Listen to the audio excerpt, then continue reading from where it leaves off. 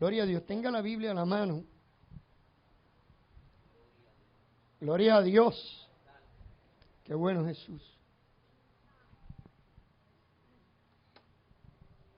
Gloria a Dios.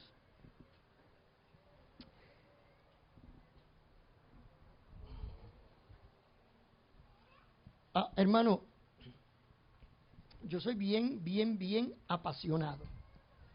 Bien apasionado por las cosas del Señor. Bien apasionado por sus cosas.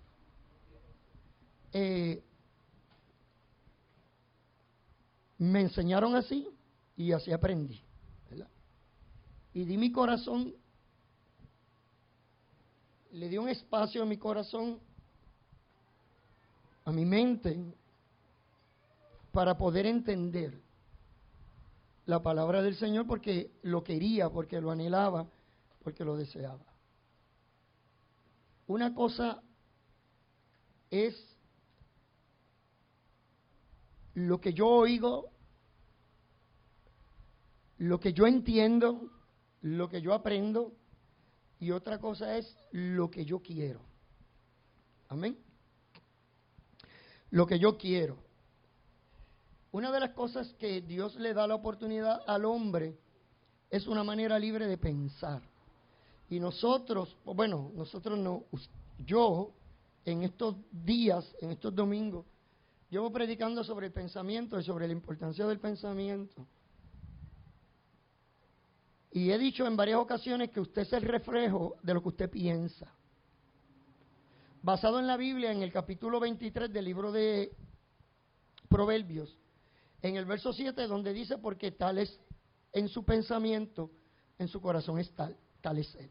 O sea, es importante que usted recuerde esto para que coja toda esa información que yo le he hablado y la pueda resumir, como diría el libro de Eclesiastés, en el fin del discurso.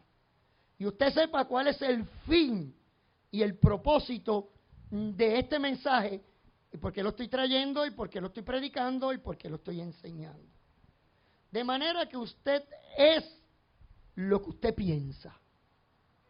Por más que usted trate de empañetar, de disimular su vida y sus actos, usted termina siendo y haciendo según usted piensa.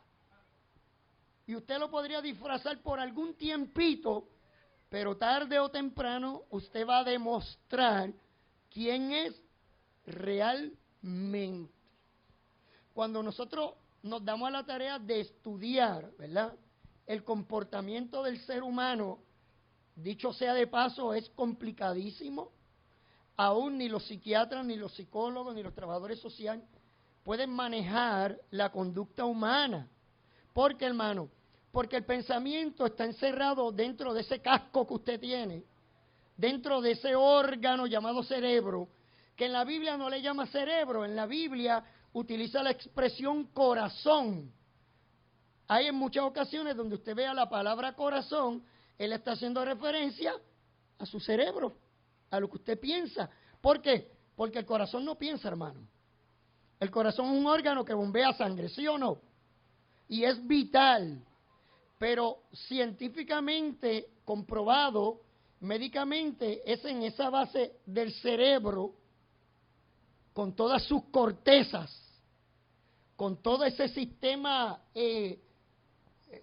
eléctrico que tiene el cerebro, ahí es donde se desarrollan sus pensamientos. Y yo estoy resumiendo para llegar al mensaje de hoy. Y usted es producto, y lo dije ya en 2 ocasiones, de lo que usted ve, de lo que usted se escucha, de lo que usted toca, de lo que usted comparte. De manera que si lo que usted lee, si lo que usted ve es basura, es carroña, pues eso es. Usted está alimentando sus pensamientos de eso. Nuestros sentimientos responden a nuestra manera de pensar. Así es, hermano. ¿Verdad? Por ejemplo, Vamos a coger el caso de un cristiano, y esto es un hecho real, que mi esposa me contó de una compañera, que ella piensa que muchos de los asuntos en la iglesia se resuelven volviendo a la senda antigua. Y mi esposa me hace la siguiente pregunta: ¿qué es la senda antigua?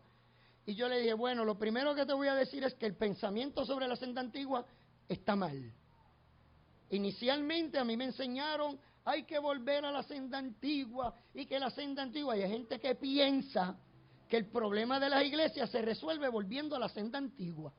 Si usted es de los que piensa así, usted tiene que diluir su pensamiento, escúcheme bien, e ir a la palabra de Dios a ver a qué se refiere con la senda antigua. Por favor, no siga repitiendo lo que usted ha escuchado por años.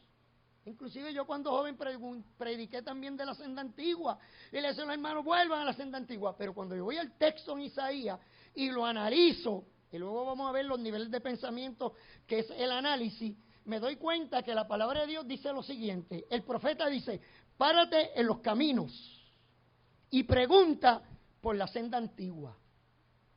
Pero no ha terminado ahí. Porque entonces habla del buen camino. Dice, pero pregunta sobre el buen camino.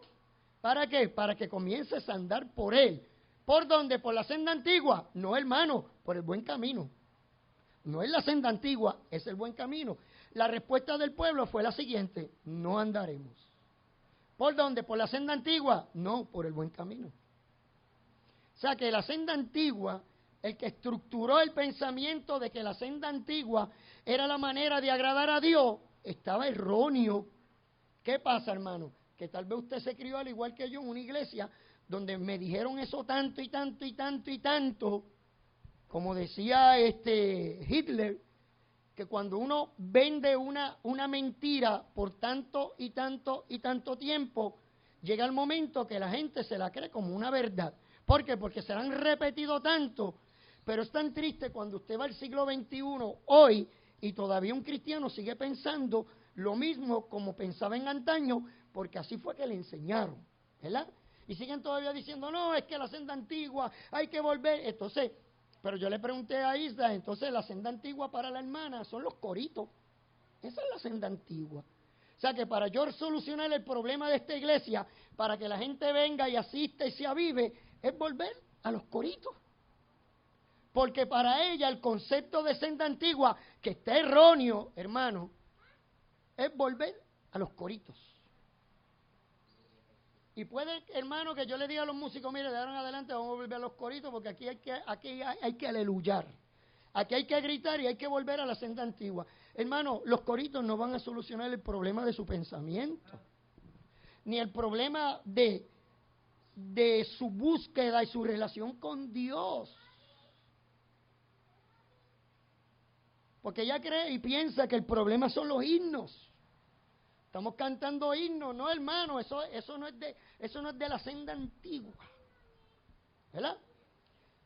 Y cuando yo me encuentro ese tipo de pensamiento en la gente cristiana y digo, wow, cuán retrógrado, cuán atrás en términos de pensamiento hay esos cristianos. Usted podrá decir, pastor, lo que pasa es que esa persona ya lleva tantos años en el evangelio que por eso piensa así. Hermano, yo he hablado con ancianos que tienen esa capacidad de pensamiento para poder entender la revelación de Dios, y ellos saben cuando se comete un error y dicen, espérate, yo estaba en un error, y lo corrigen.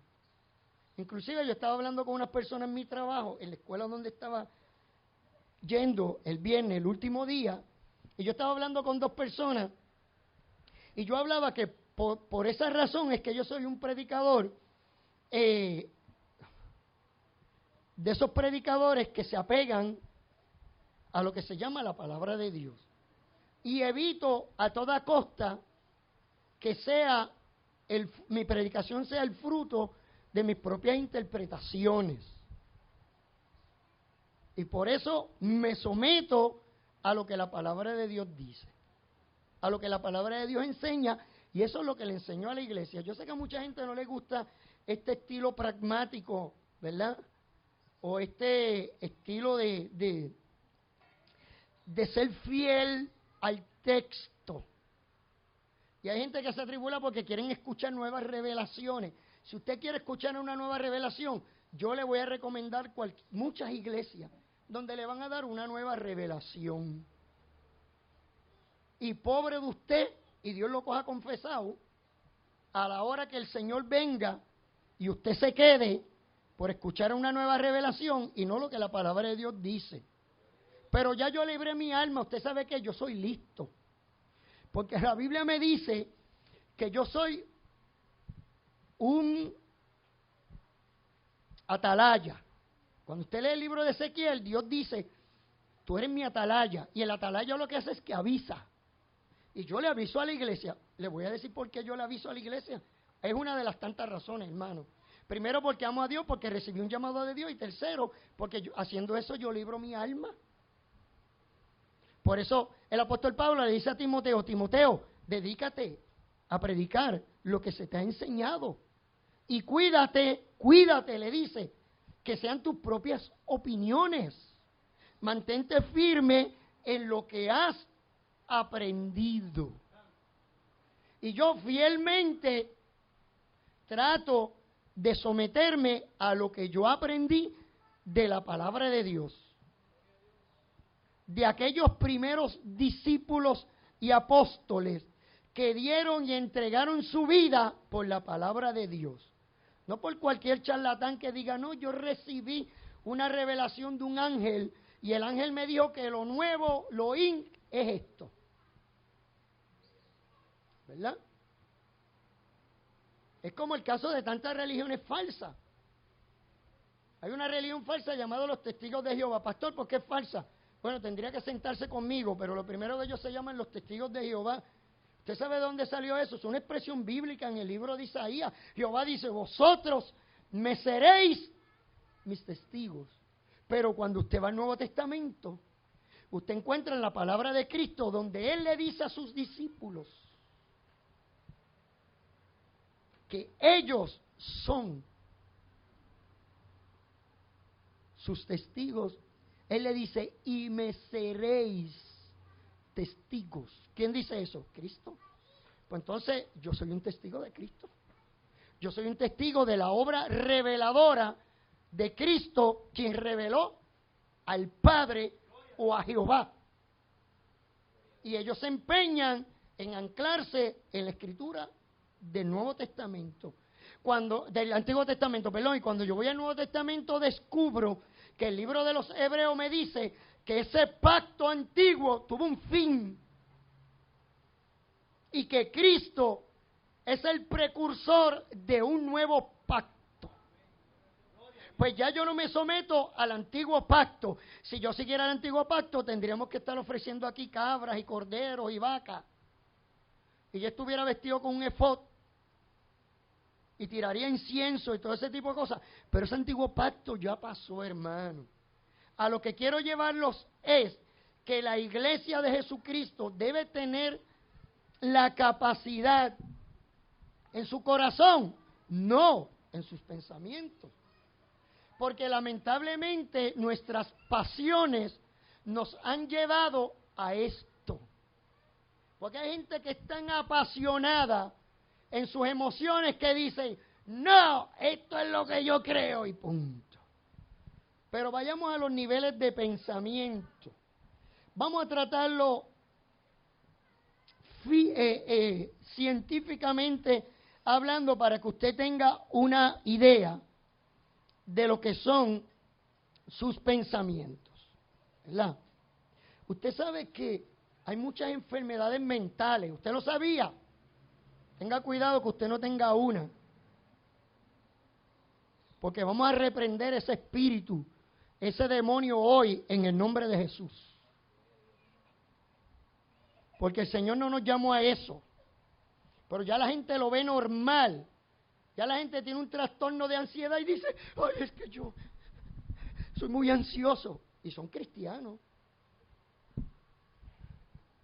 Dale una voz para que se calme. Tranquilízate. Take it easy. ¿Usted sabe lo que son los trastornos de ansiedad? Eso es un trastorno mental. ¿Y dónde se desarrolla eso? Aquí. Usted sabe que es muy común. Ya se ha vuelto común. Usted sabe que se descubren más de 3 millones anuales en los Estados Unidos. Por año, 3 millones de personas que tienen trastorno de ansiedad, que tienen trastorno de depresión mayor, de esos que sus pensamientos los puede llevar a tomar la idea del suicidio. Eso es un trastorno depresivo mayor. Aunque los médicos le dan unas fuentes biológicas,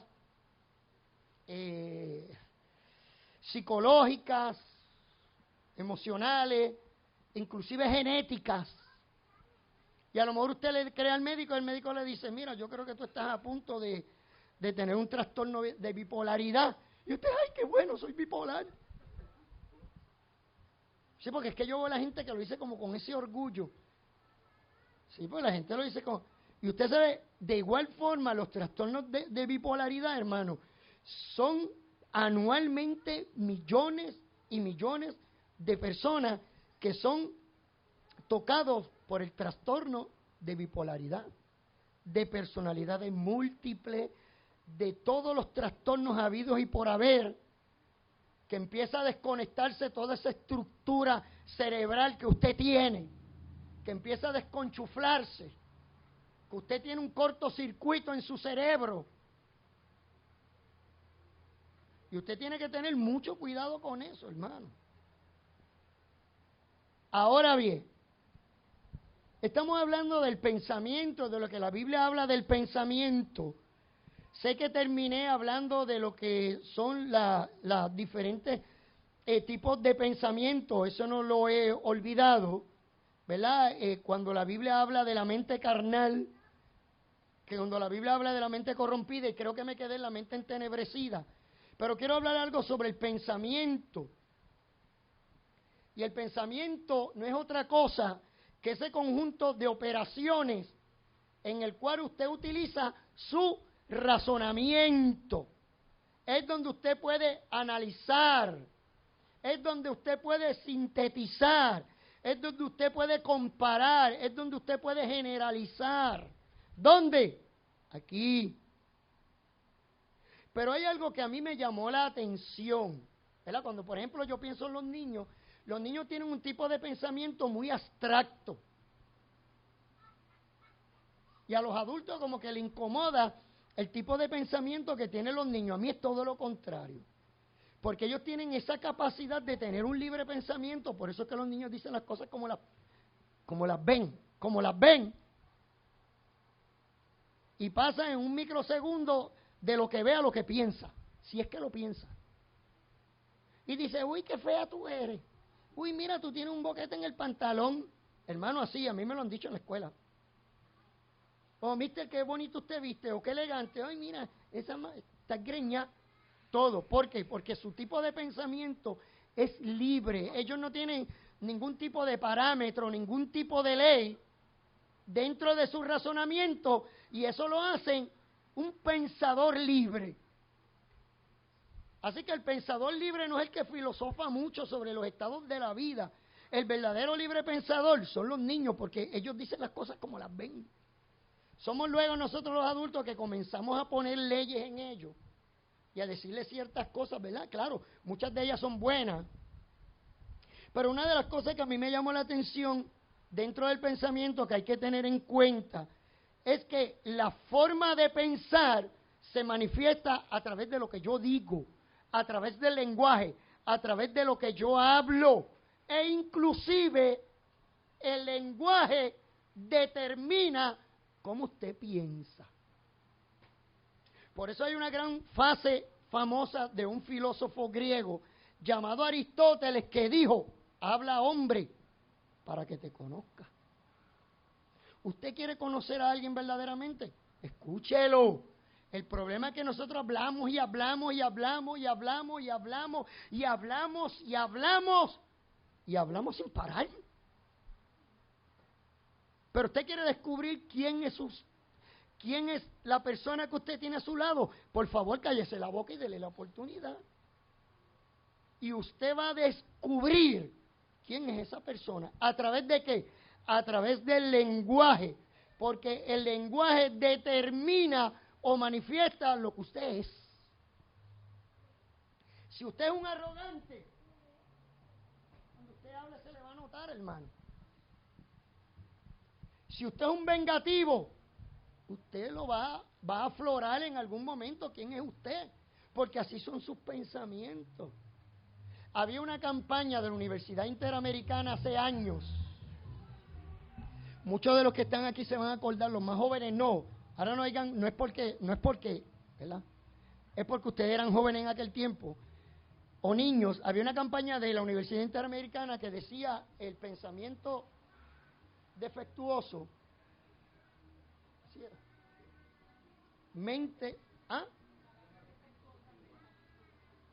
Palabra defectuosa, pensamiento defectuoso. Esa era la campaña de la Universidad Interamericana, ¿verdad? Y tenía un chamaquito que estaba en la calle, se encontraba con él, ¿qué es la que? ¿Qué es la que? ¿Qué es la que? Pues ahí, pues ya tú sabes. Y al final de cuentas nadie dijo nada. Pero ¿qué es la que? Mira, decora. Ahora, ¿de dónde sale ese lenguaje, hermano? Ese lenguaje sale de una mente trastocada, de una mente poco capacitada,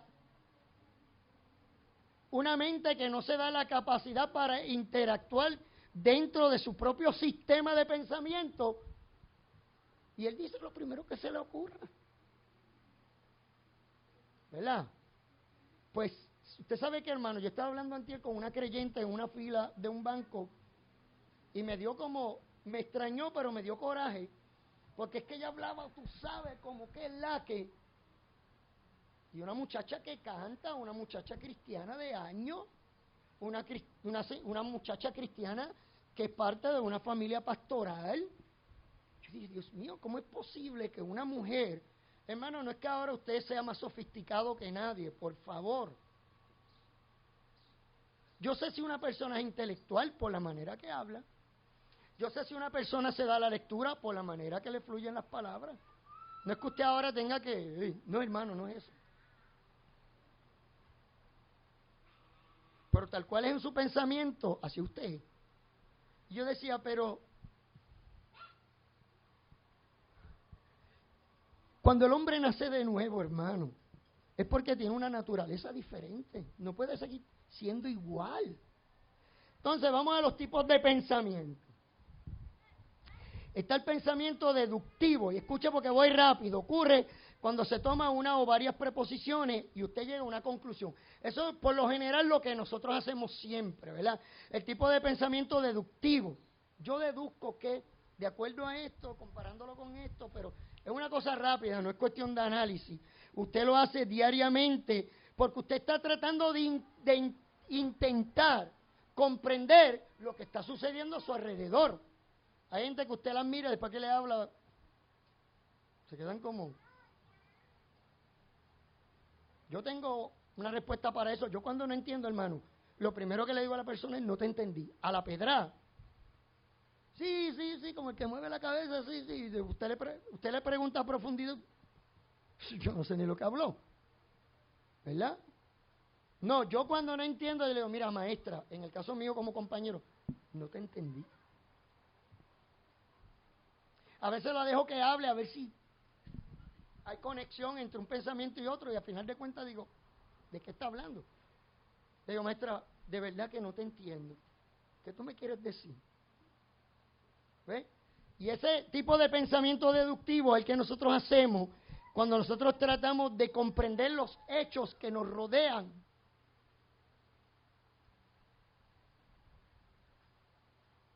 Cuando tratamos de ver de qué estar hablando, ¿no?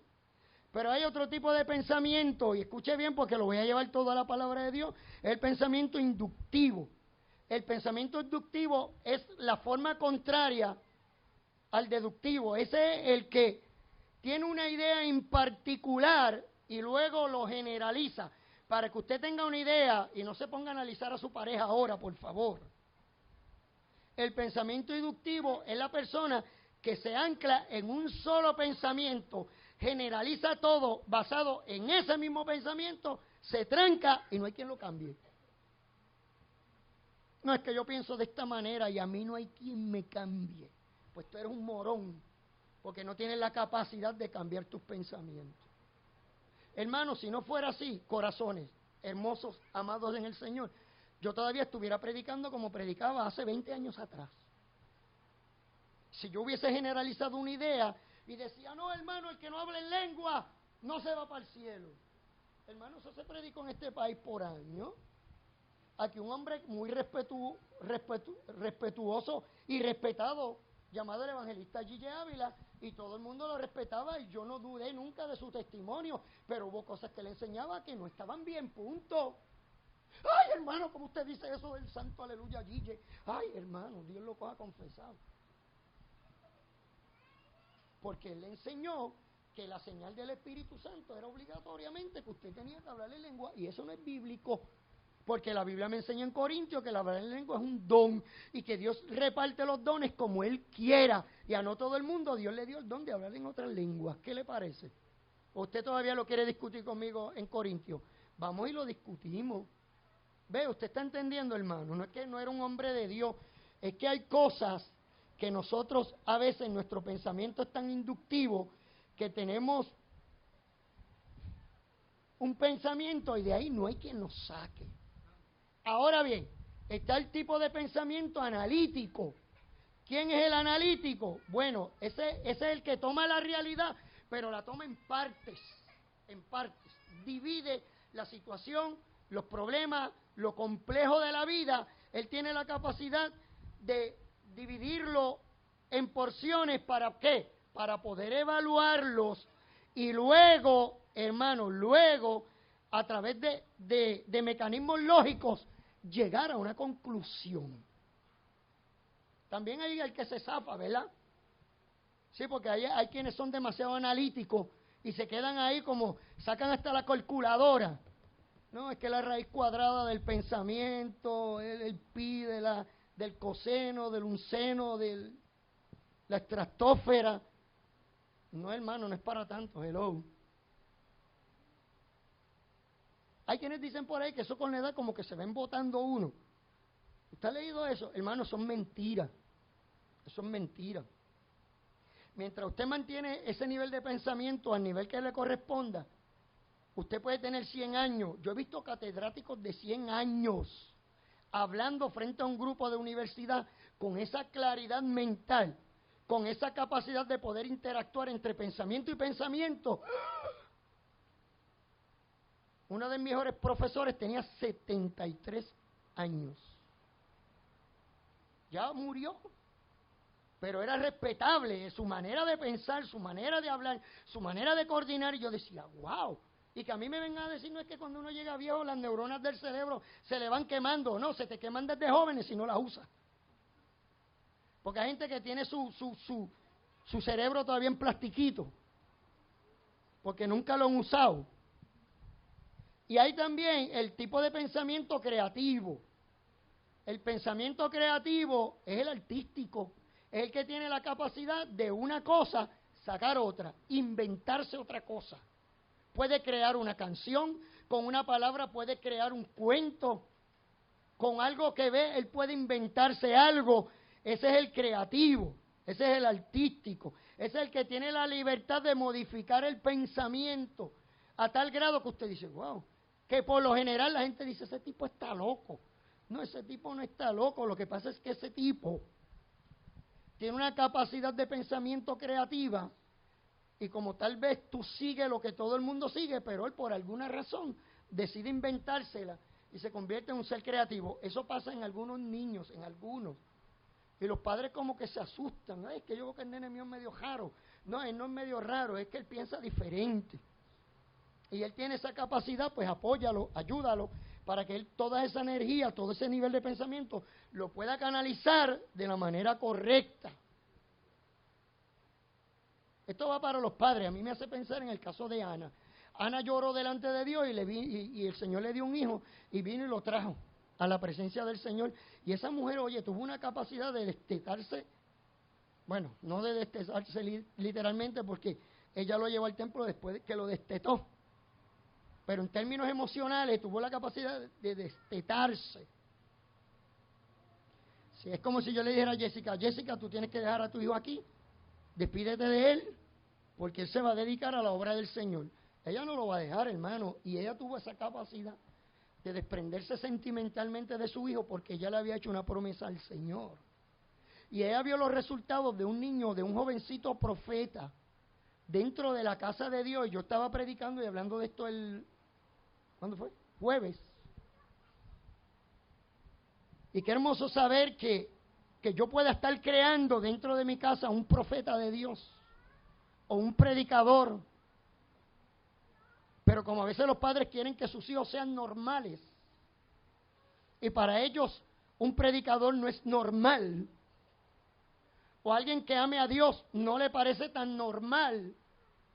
Sí, porque esto me recuerda, una vez estaba en el hospital y una señora joven estaba hablando de su hija y decía, yo no sé lo que le pasa a mi hija, en vez de estar metida en party, en vez de estar haciendo eso, ella prefiere estar en la iglesia cantando y haciendo cosas, y en vez de estar como las jóvenes estar pariciando, porque para ella una vida normal es esa. El servirle al Señor es algo anormal. Así, sucesivamente hay diferentes tipos de pensamiento, el sistémico. Ese es el pensamiento bien complejo, que a todo le saca punta. Él se traba en su propio pensamiento y le complica la vida a cualquiera, porque en una situación que usted puede resolver con el simple hecho de ponerse a accionar, él se sienta a pensar y luego que lo analiza, vuelve y lo analiza, y al final de cuentas no hace nada, porque es muy sistémico. Ay, no, hermano, pero es que sí. ¿Ves? Y está el tipo de pensamiento crítico. El pensamiento crítico es el que analiza y a la vez evalúa las ideas e intenta obtener respuestas convincentes relacionadas con la moral, la ética, los gustos, las tendencias. Y es el tipo de pensamiento que nos ayuda a formar nuestra personalidad. Y ahí deberían estar los cristianos, en ese nivel de pensamiento crítico. Cuando yo estaba hablando con este compañero en la escuela y con otra compañera que es pastora, yo la miraba porque este hombre nos hacía unas preguntas heavy, unas preguntas de peso, no preguntas de, ay, ¿y la polilla se metió al arca? No, ese tipo de preguntitas no. ¿Y los peces dónde estaban? Pues en el agua, cabezón. ¿Tú te imaginas Noé con una pecera allí dentro también? Hello, si lo que había era agua por montones. Pero un hombre de esos que hace unas preguntas que yo tengo que, en lo que lo analizo, para poder contestarle.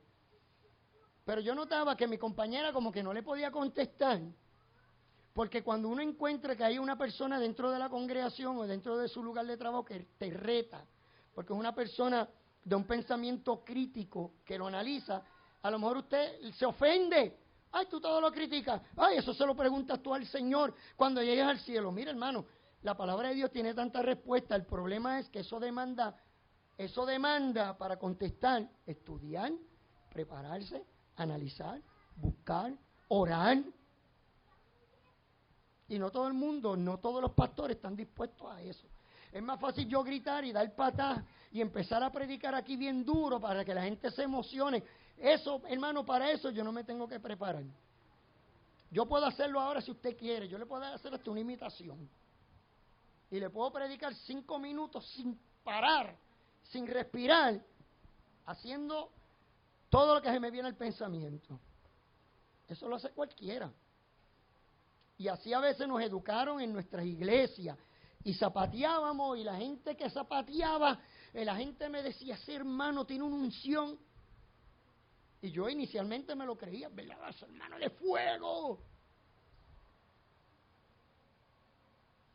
Y la iglesia salía con el mismo nivel de pensamiento.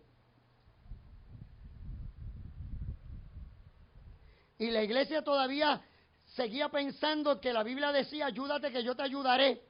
Cuando eso la Biblia no lo dice, pero la gente sigue en ese mismo nivel de pensamiento. Mira, hermano, uno me dijo en el garaje, es que yo no sé ni qué hacer, hermano. A veces me da ganas de volver a la posición fetal, como dice mi hija. Porque cuando estamos hablando de todo esto que está pasando, uno salió y dijo, esto es lo que la Biblia dice en Apocalipsis. Esto de los tapones y de la gente en la gasolinera, de que no hay cosas de comprar, eso lo dice en Apocalipsis. Y mi pensamiento me decía, qué morón eres. ¿Dónde la Biblia dice eso? La Biblia es específica, hermano, tiene un tiempo para cumplirse. ¿Cómo tú estás asociando el pensamiento y la profecía bíblica, que es tan seria, con un evento como lo que está pasando en el huracán? De verdad que tú has perdido tu vida en el Evangelio. Porque ni siquiera tienes la capacidad para pensar. Y todavía el mime te está zumbando en la cabeza. Ahora bien, Dios nos ha dado la capacidad de libre pensamiento. O sea que usted como ser humano, usted puede pensar todo lo que le dé la gana. Le voy a decir más. Ni yo tengo la capacidad de controlar sus pensamientos y en la mayoría de los casos ni el ser humano tiene la capacidad de él mismo poder refrenar sus propios pensamientos. Pero mire lo que la Biblia dice. Ahí vamos ahora, ya pasé de lo científico, psicológico, psiquiátrico, genético y ahora vamos a lo teológico. ¿Qué dice la Biblia? Les hablé de que hay mentes que son carnales, que lo único que piensan es en satisfacer su carnalidad. A él no le importa si el vecino no tiene agua, si no tiene luz. Después que resuelva su problema, él tiene luz, él tiene agua. De hecho, me comentó mi esposa, yo siempre le pregunto la fuente de dónde viene, lo escuchó por WhatsApp, porque lo único que podemos hacer es escuchar, de un joven que en estos días se electrocutó, murió, porque a sus vecinos le llegó la luz, pero para la casa de él no había luz. Y como no había luz, en su estado mental, él no tuvo la capacidad de analizar, porque para él fueron más fuertes sus sentimientos de poder suplir su necesidad de por qué no tiene luz. Que yo no sé cuál es la... Y él decidió traquetear con el poste. ¿Para qué, hermano? Porque tenía que satisfacer su necesidad. Son una mente carnal. ¿Y qué le pasó? Que su mente y su cuerpo carnal quedaron fritos. Dios nos dio a cada uno de nosotros la capacidad de poder generar pensamientos de altura. Y usted dice, yo no sé lo que le pasó a ese hombre, ¿por qué le dio con eso? Bueno, le dio con eso porque su mente es carnal. Y él lo que está pensando es, mis vecinos con... Y yo sin lo... Nada, eso no puede ser. Yo lo voy a resolver. Él pudo haberse, hermano, mire, quedarse tranquilo, quieto, y esperar el momento, o si no hacer una queja, o si no ir, y bla, bla, bla. Tantas cosas que pudo haber hecho, ¿verdad? Para solucionar el problema. Y él decidió tomar la decisión menos correcta, porque su pensamiento lo generó ahí. Y le dijo, no, eso yo lo resuelvo hoy porque lo resuelvo. Una mente carnal. Y el hombre de mente carnal se ocupa de las cosas que es de la carne. Y a él no le importa nada que tenga que ver con el asunto espiritual. Está la mente corrompida. Y yo dije que la palabra corrompida significaba la palabra descompuesta, infectada, corrupta, contaminada, podrida, apestosa, como usted quiera llamarle. Que llega a un nivel de carnalidad mental, que su nivel de pensamiento, hermano, yo lo dije, es como la persona, un hombre que abusa de una niña o de un infante o de una anciana. Se tiene una mente corrompida, descompuesta. Y ahora, no sé si le hablé de la mente entenebrecida. Vaya conmigo a Efesios capítulo 8, Efesios 18. Fue que di el texto y no di el capítulo. 4:17. Esto pues digo, digo, hermano, esto es importante, lo que usted hace con lo que se le da es sumamente importante si usted quiere transformar sus pensamientos y su manera de pensar. Esto no significa que yo le estoy lavando el cerebro, ¿verdad? Cuando yo me convertí, yo me acuerdo, eso fue una de las primeras expresiones que mi papá utilizó respecto a mí. A ti te lavaron el cerebro, yo me acuerdo. Me dijo, es que ese pastor, me acuerdo todavía, yo tenía como 13 años, es que tú te estás dejando influenciar por ese pastor, pero se lo decía a mi mamá, pero agitado, y decía, yo no puedo entender qué le pasó a este muchacho. Este fue el pastor, y inclusive una vez dijo, yo voy para la iglesia a hablar con él, pero no fue. Porque mi papá pensaba que a mí me habían lavado el cerebro, porque ya yo estaba pensando de una manera diferente. Pero porque yo estaba pensando de una manera diferente, se lo voy a decir luego cuando lo que la Biblia dice. Bueno, mira lo que dice Efesios. Esto pues yo digo y requiero en el Señor, que no andéis como los otros gentiles que andan en la vanidad ¿de qué? De su mente.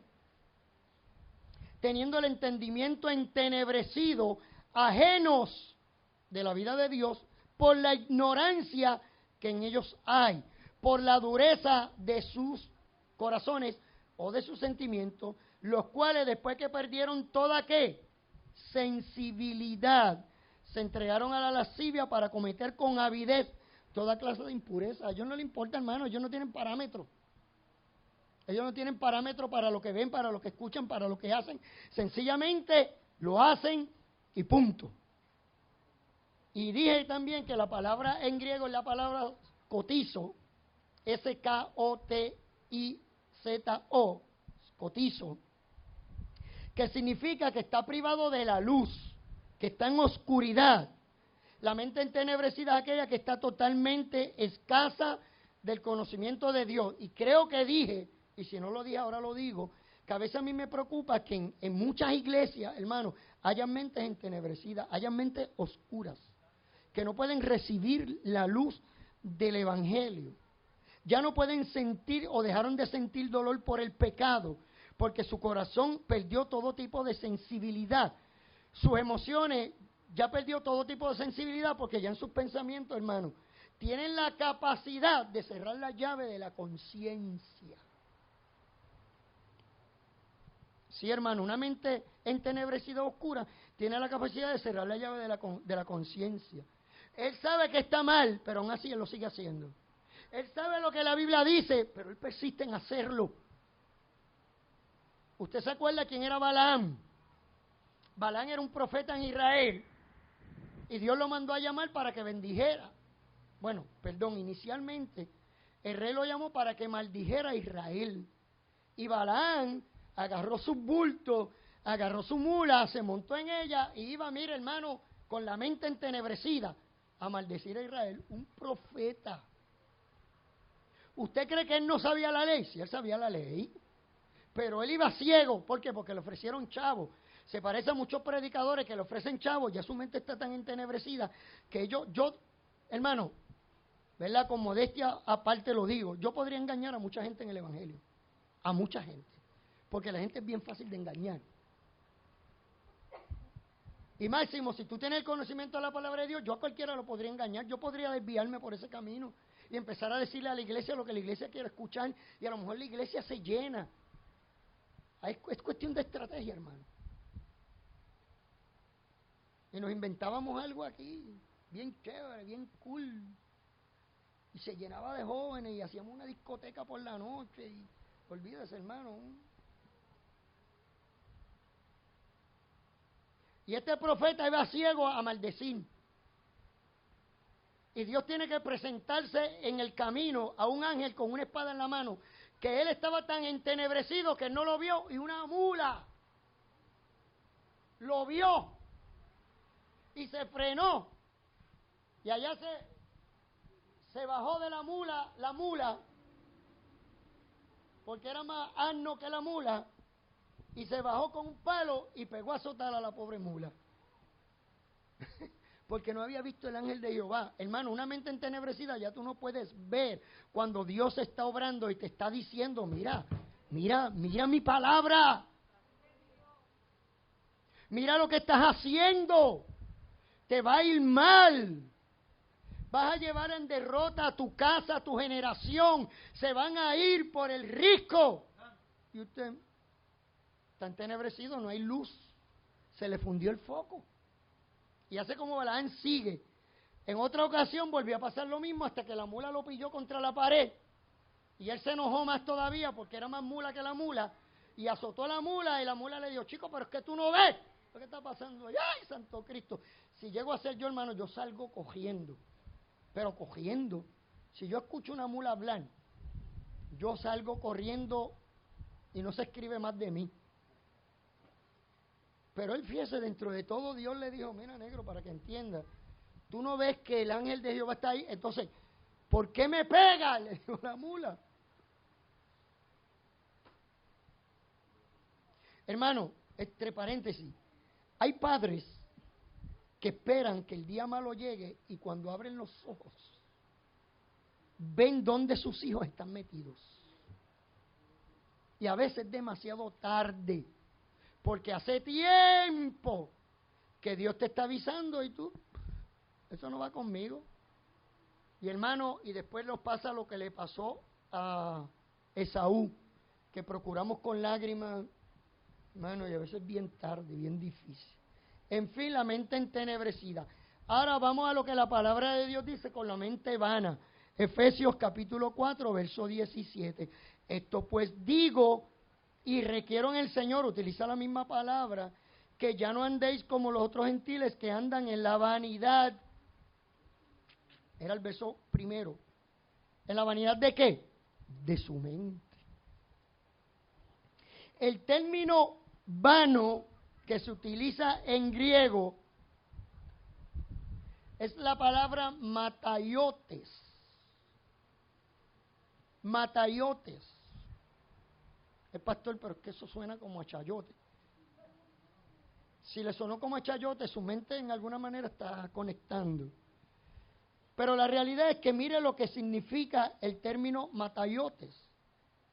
Falta de propósito, o es la característica de ser inútil o de estar vacío. Quien anda en su vanidad de mente es aquel hombre creyente que no puede entender el propósito de Dios en su vida. Nunca lo entiende. Ese es el eternamente buscador de la voluntad de Dios. Tiene 30 años en el Evangelio y todavía está diciendo, Señor, muéstrame tu voluntad. Se supone que hace rato, hermano, que usted sepa cuál es el propósito de Dios en su vida. Eso no tiene que venir un brujo de allá. Sí, porque hoy en día ya aparecen más brujos que profetas. Para que le diga, mi siervo, tengo un propósito contigo. ¡Ah! ¡Ah! Ay, se lo dice hoy, mañana no sabe cuál es el propósito. Me quedé así. ¿Por qué? Porque anda en la vanidad de tu mente. Y el que anda en la vanidad de su mente, su característica es que ya no entiende el propósito por el cual él está. Entonces toda la vida va a tener un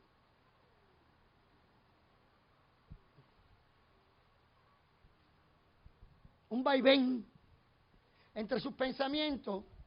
Y a mí me parece, esto me lo contó mi hija, que una muchacha cristiana pues ya no hace lo que hacía antes en la iglesia, porque el temor de ella es lo que la gente diga de ella, ¿no? De las críticas. Y para evitar críticas, pues mejor ella se sienta en la iglesia, si es que se sienta, si es que va, y ya me evité y me saqué un problema de encima. Eso es un gran problema, hermano. Cuando ya tú dejas de conocer el propósito de Dios, tú sencillamente te sientas en la iglesia y dices, ay, yo dejo que el tiempo pase, así yo me evito tantos problemas. Imagínese usted, yo decir como pastor, ay, yo me puedo evitar tantos problemas. Y yo me puedo quedar en mi casa, hermano, y montar un monasterio. Es más, en casa hay como una cueva. Y yo a lo mejor puedo habilitar aquella cueva y me visto de saco. Y me voy como el profeta Isaías y me japo la chola. Y me quedo en casa, hermano. ¿Verdad? Y yo podría decir, caramba, ¿y para qué yo voy para la iglesia a buscarme problemas? Si pastorear no está fácil. Pero entonces yo perdería el propósito para el cual Dios me llamó. Amén. Usted no puede dejar que esa mente se envanezca Por eso es que dice la vanidad de su mente. Porque usted empieza a pensar, ay no, pero es que, chacho, si Dios me hubiese querido para eso, pero es que la gente fastidia tanto, es que los hermanos molestan tanto, es que eso no está fácil, es que ensayar, es que lo otro, es que cantar, es que levantarse temprano, es que esto, la vanidad de su mente. Perdió el propósito. Y esa mente, esa vanidad de tu mente te lleva ¿a qué? A la necedad, a la obstinación.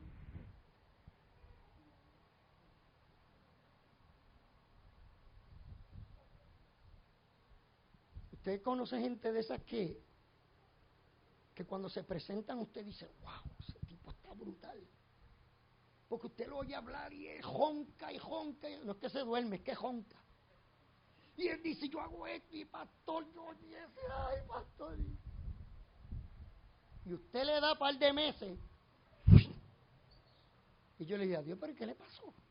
Pues el tipo no era bravo de verdad. Si esa señora no era la más fe que tenía, no era la que más predicaba, no era la más que gritaba, no era la más que cantaba. Y en un momento se lo llevó el viento. Lo que el viento se llevó. Y usted dice, el hermano que joncaba, pues se quedó dormido. De tanto que joncaba. En su vanidad de su mente, ¿por qué? A final de cuentas, su vida termina siendo un caos. No sabe ni para dónde va ni para dónde viene. La mente cauterizada. Primera de Timoteo, capítulo 2, 4, 2. Primera de Timoteo 4:2, búsquelo, apúntelo. Por la hipocresía de mentirosos que teniendo cauterizada la conciencia, el término griego de cauterizado es cauterizado. ¿Vio? Piensa así. Ve que usted sabía griego, porque el término cauterizado es la misma palabra cauterizado en griego. Lo único que se escribe con K y nosotros la escribimos con C. Cauterizado. Ay, nosotros creo que la escribimos con S, ¿no? Al final. ¿Ellos la escriben con Z o con Z? Con Z. Bueno, cauterizado indica una conciencia completamente endurecida. Usted sabe lo que es cauterizado, ¿verdad? Los que saben de soldadura saben lo que es cauterizar. Cauterizar es quemar. Y usted quema para fusionar, para fundir un elemento, ¿verdad? O un elemento uno con otro. Eso se llama cauterizar, quemar. Si usted tiene, bueno, yo espero en Dios que nadie tenga la mente cauterizada, pero indica una conciencia endurecida que está marcada como un hierro ardiente. Usted sabe como cuando le ponen un hierro ardiente a las vacas y las marcan. Eso se llama también cauterizar. Así está su mente, queda destinado para tal acción en lo cual no hay marcha atrás. Cuando un hombre, hermano, tiene la mente cauterizada, no hay break. Usted podrá decir, pastor, ¿qué usted me dice? Si la Biblia habla de la gracia de Dios. Bueno, yo te voy a decir lo que la Biblia dice. La Biblia dice que Dios tiene misericordia de quien Él quiere tener misericordia. Él puede tener misericordia de una persona así. Pero cuando el nivel de pensamiento de un hombre está tan destruido, su mente está cauterizada, que usted está muriendo ahora y usted le habla de Dios y a él le importa un bledo lo que usted le está diciendo. Yo viví esa experiencia un día y yo decía, como lo que le queda en ni un recorte, yo dije, ese se va. Y yo afanado ahí fogosamente, hablando de Cristo con ternura. El chacho, olvídate de eso, nene. Y lo rechazó. ¿Por qué? Porque su mente está cauterizada. Mire, en Apocalipsis, creo que en el capítulo 4, uno de los sellos, cuando empieza en la gran tribulación, la Biblia dice que aún los hombres viendo lo que está pasando no se arrepienten de lo que están haciendo y siguen adorando ídolos. Eso se llama una mente cauterizada. Y si usted está preocupado por un huracán que pasó en este país, en esta isla, yo tengo que decirle, ajústese bien los cinturones, que la Biblia dice en Apocalipsis que cuando suena cuando se abre uno de los sellos, lo primero que sucede entre la gran guerra o batalla del Armagedón es que la tercera parte del mundo desaparece. Desaparece. Y la isla de Borinquén, hermano, ni me pregunte. Porque si usted va al hecho bíblico, cuando la Biblia habla de las profecías, al final de los 1000 años o en los 1000 años quedan unas naciones. La nación árabe judía y la nación del oriente, los chinos, japoneses. Pastor, ¿dónde queda América? Yo me arriesgaría a decirle, por la palabra de Dios, por los que quedan vivos, que América no se verá ni en el mapa. Porque la Biblia dice en la profecía que algunas islas se hundirán. Pero está bien, eso fue una nota al calce. Si usted quiere saber más, venga el miércoles, yo mismo le hablo. Una mente cauterizada, según el apóstol Pablo, en Efesios 4:19, quienes están en ese estado moral ya perdieron toda sensibilidad, hasta el punto que para este tipo de mente se aleja la posibilidad, inclusive de que el Espíritu Santo lo redarguya. Por eso que usted dice, guau, pero es que fulano de tal está duro. Hermano, ya está cauterizada su conciencia y a él no le importa lo que usted le pueda predicar. Él puede estar en el estado más bajo de nivel de pensamiento espiritual que no le importa, ya su mente está cauterizada. Vamos a la mente reprobada, es la última. No, bueno, la mente reprobada, Romanos 1:28.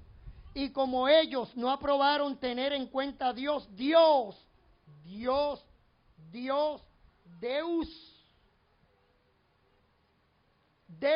los entregó a una mente reprobada. ¿Quién los entregó? Dios. Para hacer cosas que no convienen. La palabra reprobada en el griego, es la palabra adokimos. Se parece a la palabra adoquín. Adokimos. Y adokimos significa que no soportan la prueba. Escuche bien. Por tanto rechazado. A la mente reprobada es aquella que fue puesta a prueba por parte de Dios y que no soporta la prueba y por lo tanto fue rechazada.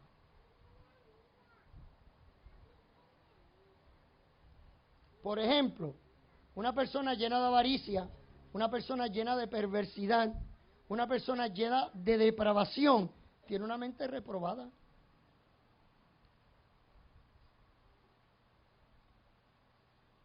Si yo tuviera la oportunidad de hablarle a ustedes como adultos, ¿verdad? Omitiendo ciertas cosas porque hay niños, pero el hombre puede llevar su nivel de pensamiento a tal bajeza, hermano,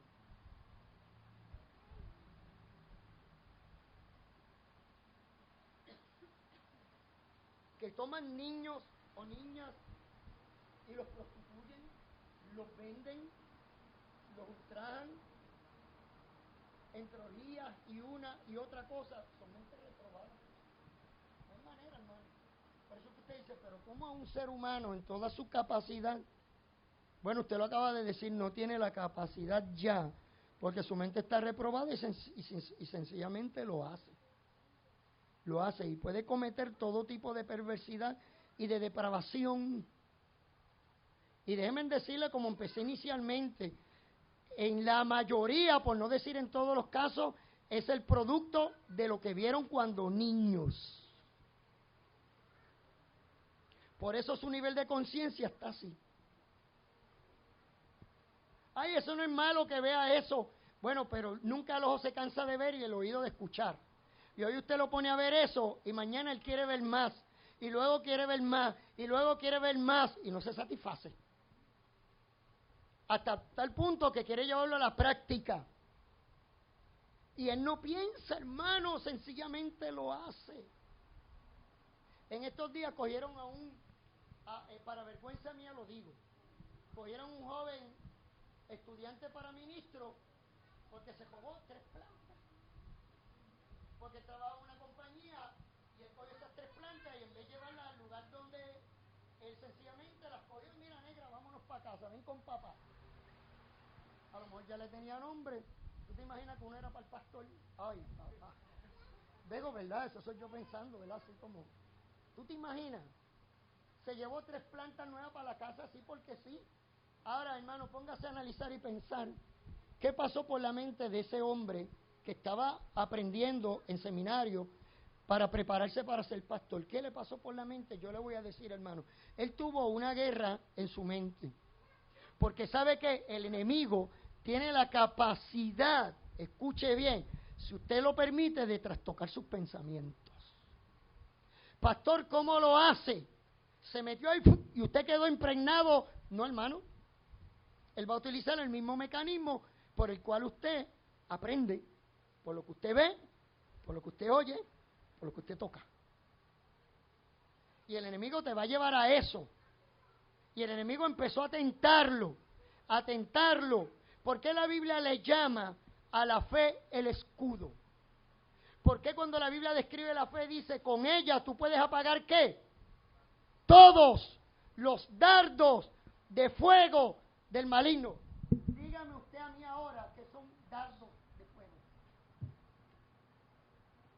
¿Qué son los dardos de fuego que usted puede apagar? Hermano, son pensamientos. Los dardos de fuego, ¿con que usted los debate? Con el escudo de la fe.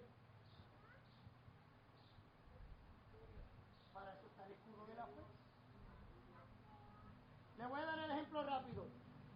Chacho, yo tengo una necesidad, yo no tengo luz en casa. Y entre una plantita ahora no viene bien, no viene mal.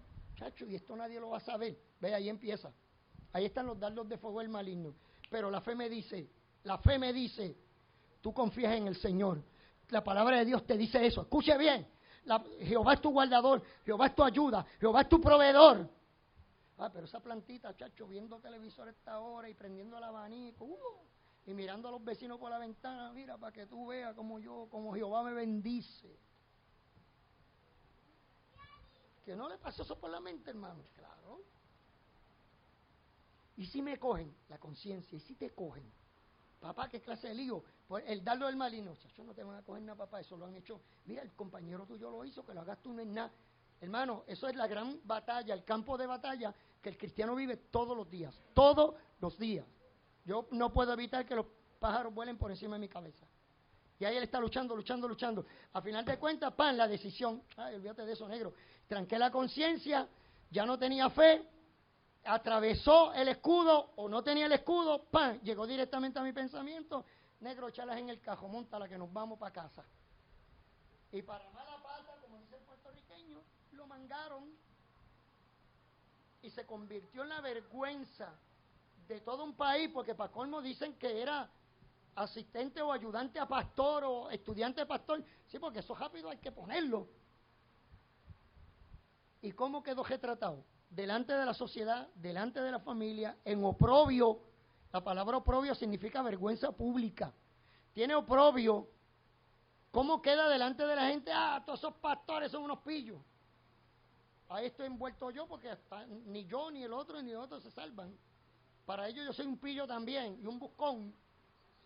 ¿Por qué? Porque el hermano no supo resistir la tentación, no pudo combatir el pensamiento y actuó según lo que la mente le dictó y puede coger de 5 a 20 años de cárcel. Ay, para que adore a Dios ahora. Mentes reprobadas. Donde va a ir va a tener agua de luz y comida. Por eso está lleno de envidia, homicidios, contienda, aborrecen a Dios, son engañadores, son maliciosos, son distractores, son injuriosos, son soberbios, son altivos, son inventadores de males. Yo lo estoy describiendo por la Biblia. Son desobedientes a los padres, son necios, son desleales, son sin afecto natural, son implacables, son sin misericordia, porque la mente reprobada es aquella que después de haber sido probada por Dios fue descalificada por haber llegado a un estado mental donde su conciencia está completamente cauterizada. Ahora bien, escuche, porque de verdad que voy a cerrar y no puedo terminar hoy. Usted me va a decir ahora, pastor, yo soy cristiano y a veces por el día me llegan muchos pensamientos. ¿Qué pasa conmigo entonces? Yo a veces estoy en casa tranquilo, me llega un pensamiento de esto, de lo otro, es un pensamiento carnal, es un pensamiento absurdo, es un pensamiento de robar, es un pensamiento de adulterar, de fornicar, de ver, de actuar. ¿Qué pasa conmigo, pastor, entonces? ¿Qué pasa en mi mente? Si de vez en cuando, no sé, me gustaría robarme algo.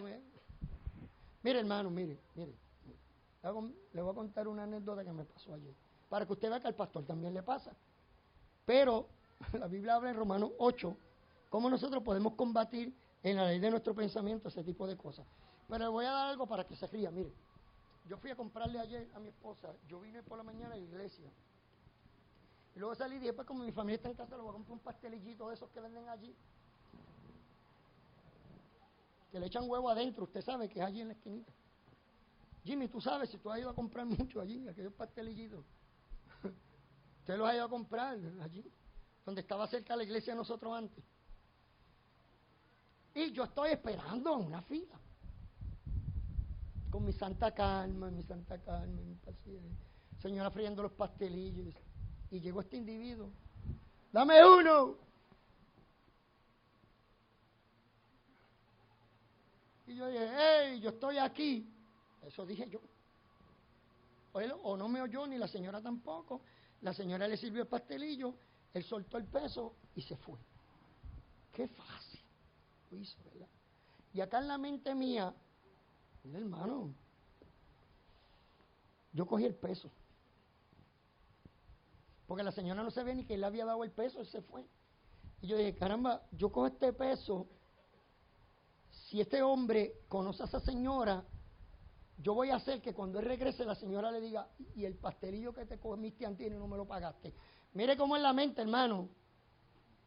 La mente analítica empieza a fluir los pensamientos y usted trata de resolver. Le voy a hacer esa maldad para que no sea charlatán. Pero después, por otro lado, yo dije, caramba, pero es el peso de la señora, es el trabajo de la señora. Eso se llama conciencia.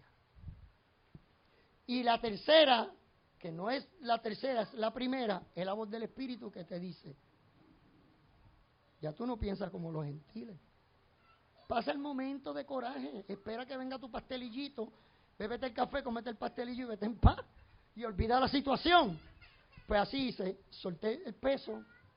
Y cuando la señora apareció en el counter, le dijo, mire, ahí le dejo el peso al individuo que se llevó el pastelillo. Así que, ¿qué pasa por nuestra mente cuando todo ese montón de pensamientos empiezan a invadirnos? Y yo accedo a ellos o no accedo. ¿Tendré yo la capacidad de decir que no? ¿Tendré la capacidad de decir que sí? ¿Tendré yo que doblegarme ante la voluntad de mis propios pensamientos porque yo no tengo la capacidad de rechazarlos? Incline su rostro, hermano. Incline su rostro. Dios es bueno y para siempre es su misericordia. Nosotros no podemos alejar nuestra vida espiritual ni nuestra vida cristiana de la realidad. Hay una realidad existente y usted y yo tenemos que combatir con ella todos los días. Todos los días. Usted es cristiano, usted tiene que llamado a ser fuerte, a portarse como lo que es y a combatir todos los dardos de fuego del maligno. Por eso es importantísimo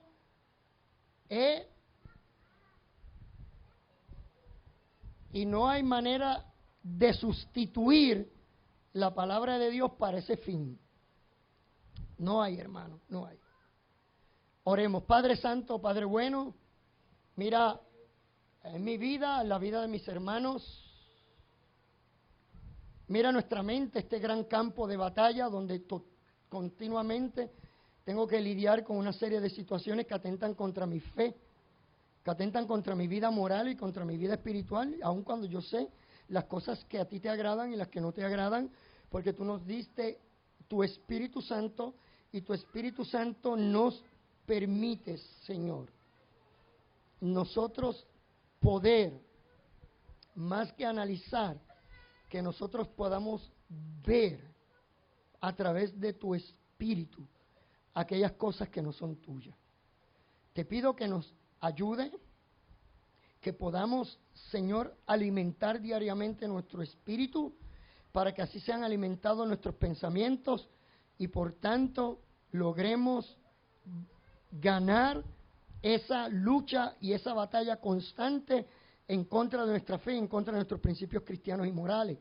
Ayúdanos, Señor, a levantarnos siempre con la frente en alto, sabiendo que tú tienes pensamientos de bien para cada uno de tus hijos, para este pueblo, para esta iglesia, para mi generación, para mis hijos, para mi esposa y para todo lo que yo poseo. Tu palabra dice: sabiduría ante todo, adquiere sabiduría, y sobre todas tus posesiones adquiere inteligencia. Yo me anclo en la fe de tu palabra, te creo, te doy la gloria y te doy la honra. Amén y amén y amén. Yo espero, hermano, que usted se haya alimentado lo suficientemente bien como para que en la semana usted aprenda a combatir aquellos dardos de fuego del maligno que vienen a su mente. Amén.